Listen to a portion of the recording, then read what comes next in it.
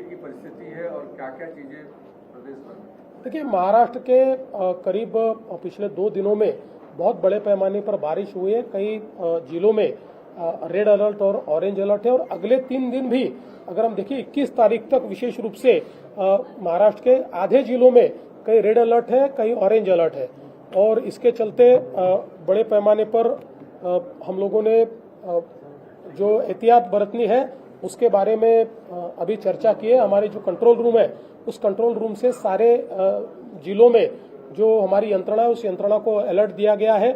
अलग अलग जगह पर जिस प्रकार से नुकसान हो रहा है वहाँ मदद देने की कोशिश कर रहे हैं और आगे में जो डिजास्टर आ सकता है उसका मिटिगेशन करने का प्रयास चल रहा है। हमारे बाजू के जो राज्य है, चाहे वो तेलंगाना हो चाहे कर्नाटक हो, इनके साथ भी बातचीत करते हुए वहां से जो डिस्चार्ज पानी का है उसको ठीक से अगर मेंटेन करे तो बाढ़ की परिस्थिति न आए, इस प्रकार की व्यवस्था की गई है। विशेष रूप से कोकण में जहां बहुत ज्यादा बारिश है वहां पर भी हम लोगों ने बाढ़ का नियंत्रण किस प्रकार से किया जाए इसकी व्यवस्था की हुई है। करीब 4 लाख हेक्टेयर जमीन जो है इसमें जो किसानों ने बुआई की थी तो उसका नुकसान हुआ है, उसको एक प्रकार से असेसमेंट करके उसको हम मदद करेंगे। साथ साथ नांदेड़ जैसी जगह पर कल मुकरमाबाद में 206 mm बारिश हुई है और इसके कारण बहुत बड़े पैमाने पर क्लाउड बस्ट इस प्रकार की वहां परिस्थिति थी। लोग काफी अटके हुए थे।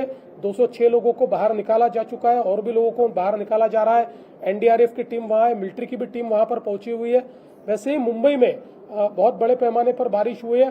पिछले 8 घंटों में 177 mm बारिश मुंबई में हुई है और अगले 8-10 घंटे मुंबई में रेड अलर्ट है। बहुत बड़े पैमाने पर बारिश होगी ऐसा बताया गया है। इसके चलते दोपहर के बाद स्कूलों को छुट्टी दी गई है और लोग जल्दी अपने घर पहुंचे और आवश्यकता हो तो ही बाहर निकले, इस प्रकार से भी लोगों को निर्देश दिया गया है। अगले 2-3 दिन मुंबई में बारिश रहने वाली है, विशेष रूप से हाई टाइड भी रहने वाला है। इसके चलते लोगों ने एहतियात बरतनी चाहिए, इस प्रकार से लोगों को बताया गया है। इस बार जो कोई बारिश अभी यहाँ मुंबई में हुई है उसके कारण 14 जगह पर वाटर लॉगिंग हुआ था, लेकिन उसमें से 12 जगह पर ट्रैफिक स्मूथ चल रहा है, या स्मूथ नहीं कह सकते लेकिन ट्रैफिक चल रहा है, ट्रैफिक बंद नहीं हुआ है। 2 जगह ट्रैफिक बंद हुआ है और विशेष रूप से मुंबई की जो ट्रेन सिस्टम है, ये ट्रेन सिस्टम भले ही वो डिलेड चल रही है लेकिन पूरी तरीके से रुकी नहीं है। इसलिए लोगों को एक प्रकार से आवाजाही में जो नॉर्मली अड़चने सहन करनी पड़ती है जब ट्रेन बंद हो जाती है उस प्रकार की परिस्थिति नहीं है। और अब कल भी जिस प्रकार की रेड अलर्ट की सूचना आएगी उसके अनुसार आगे में काम करने को बताया गया। भारी बारिश के दौरान भी प्रवासियों के लिए मेट्रो कितना कारगर साबित हुआ और अभी तक कहीं पर भी मेट्रो बंद है, इस तरीके की खबरें नहीं है। बिल्कुल आपने सही बात कही है। मेट्रो ये 177 mm बारिश होने के बावजूद बिल्कुल ठीक चल रही है, सही समय पर चल रही है, कोई डिसरप्शन मेट्रो में नहीं है। हम जो बार बार कहते थे कि मेट्रो के कई फायदे, उसमें से एक ये फायदा है कि मुंबई की जो एक बहुत घनी बारिश होती है, इस बारिश में भी मेट्रो ठीक से चल सकती है, उसको बंद करने की आवश्यकता नहीं पड़ती, वो समय पर चल सकती है। उसको इस बार की बारिश में मेट्रो ने प्रूव किया है और आगे और भी मुझे ऐसा लगता है। अभी तो काम चल रहा है तो काम चलते समय तो कई कठिनाइयां भी होती है, लेकिन जैसे काम पूरा समाप्त होगा तो मुझे लगता है कि एक बहुत ही डिपेंडेबल ट्रांसपोर्टेशन सिस्टम के रूप में मुंबई में मेट्रो को देखा जाएगा। अगले कुछ दिनों तक भारी बारिश रहने वाली है महाराष्ट्र के कई हिस्सों में, तो लोगों से क्या अपील है? देखिए, लोगों से अपील यही है कि लोग आवश्यकता हो तभी बाहर निकले। जहां पर रेड अलर्ट दिया हुआ है, जहां ऑरेंज अलर्ट दिया है, वहां पर भी लोग थोड़ा ध्यान दें, क्योंकि हम लोग लगातार महाराष्ट्र में लोगों को एसएमएस भी भेज रहे हैं। अगले 3 घंटे में कहाँ बारिश होगी, कितनी बारिश होगी, ऐसे कई एसएमएस हम लोगों को भेज रहे हैं। आपके भी माध्यम से हम लोग हमारे अलर्ट्स दे रहे हैं, तो जो अलर्ट्स आ रहे हैं उन अलर्ट्स को गंभीरता से लिया जाए और उसके अनुसार लोग काम करें। और विशेष रूप से अभी बहुत बड़े पैमाने पर हम लोग देख सकते हैं कि वाटरफॉल्स में पानी होता है, तो जो पर्यटक भी वहां जाते हैं वो भी एहतियात बरते, ऐसा मेरा उनको भी एक मेरी अपील होगी। दिल्ली महाराष्ट्र से 2 आज खुशखबरी सामने आई। एक सीपी राधाकृष्णन का उपराष्ट्रपति पद के लिए उम्मीदवार होना और दूसरा एक तलवार जो ऐतिहासिक है वो महाराष्ट्र की धरती पर वापस आना। इसको कैसे देखते हैं?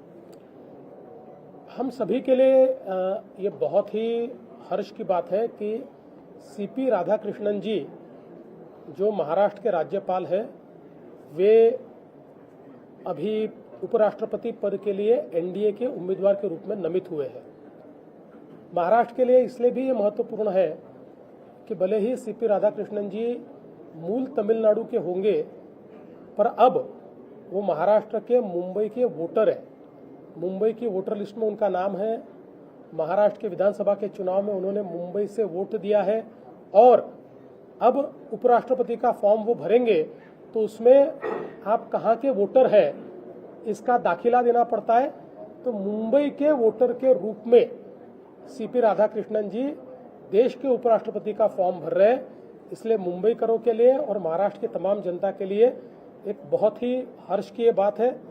मैं तो अपेक्षा व्यक्त करता हूं कि पार्टियों के भेद भुलाकर महाराष्ट्र के सभी मेंबर ऑफ पार्लियामेंट्स ने सीपी राधाकृष्णन जी को वोट देना चाहिए।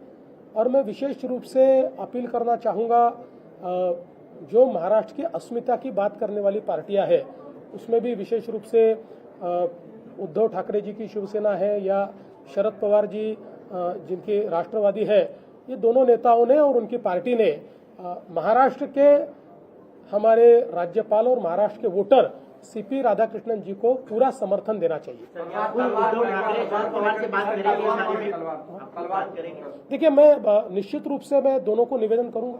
तलवार को लेकर के किस तरीके से मुधोजी राजे भोसले जिन्होंने मराठा इतिहास में एक बहुत बड़ा नाम किया और विशेष रूप से जो नागपुर कर भोसले घराना है, इसने पूरा उड़ीसा तक इसका साम्राज्य था।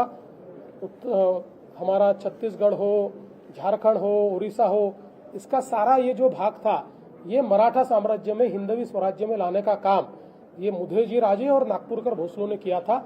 और इसलिए उनकी जो दिग्विजयी तलवार है वो तलवार अब महाराष्ट्र में वापस आई है और आज उसका एक कार्यक्रम भी हम लोग करने वाले हैं। मैं ऐसा मानता हूँ कि इसके कारण एक हमको नई प्रेरणा मिलती है और हमारा जो इतिहास है वो इतिहास भी हमारी नई पीढ़ी के सामने आता है।